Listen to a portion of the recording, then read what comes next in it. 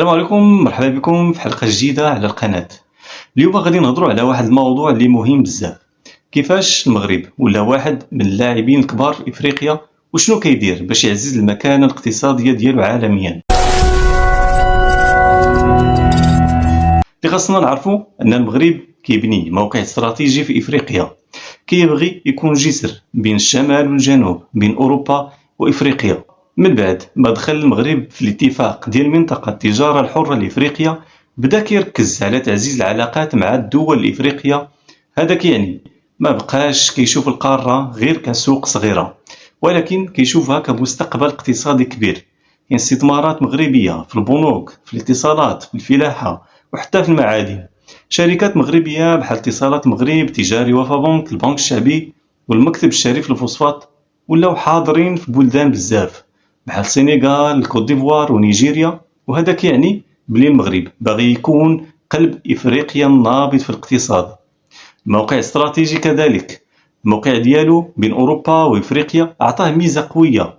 ميناء طنجة المتوسط مثلا اليوم ولا من اكبر الموانئ في العالم، ولا كيربط المغرب باكثر من 180 ميناء في 70 دوله.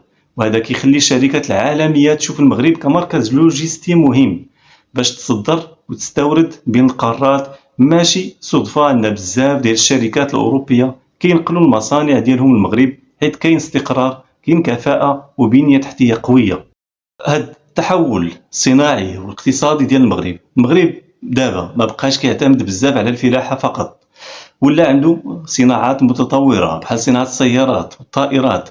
المغرب اليوم هو المصدر للسيارات في إفريقيا. شركات عالمية بحال رونو دامين هنا وكيوظفوا آلاف المغاربة. هذا الشيء عطى صورة جديدة على الاقتصاد المغربي كبلد كيصنع وكيصدر، ماشي غير كيستورد. صاحب الجلالة الملك محمد السادس لعب دور كبير في هذا التحول. من 2014 دار زيارات لأكثر من 30 دولة إفريقية، وقع مئات الاتفاقيات في مجالات ديال الطاقة، الماء والتعليم والأمن الغذائي. هذه السياسة خلات المغرب يكون عنده حضور قوي في القارة وحتى في العلاقات الدولية مع أوروبا وأمريكا والخليج. شنو بقى خاص المغرب؟ رغم كل هذا التطور كاين تحديات، خاص تسهيل الإجراءات الإدارية وتقوية تنافسية المقاولات وخدمة أكثر في التعليم والتكوين. بصراحة أنا كنشوف أن المغرب دار خطوات كبيرة في طريق الاستقلال الاقتصادي، ولكن خاصنا نديروا واحد القفزة نوعية في مجال التعليم والبحث العلمي، حيث ما يمكنش نبنيو اقتصاد قوي بلا كفاءات مؤهلة ومواطنة واعية. الاستثمار الحقيقي ماشي غير في المعامل والبنية التحتية، ولكن في العقول اللي غادي تحافظ على هذه المكاسب وتطورها أكثر.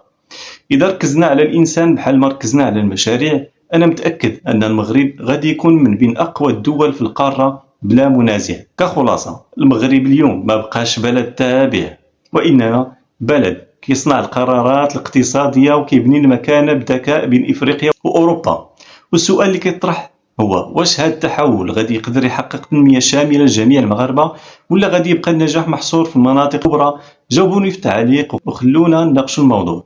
ما تنساوش ديروا لايك، سبسكرايب باش توصلكم الحلقات الجاية.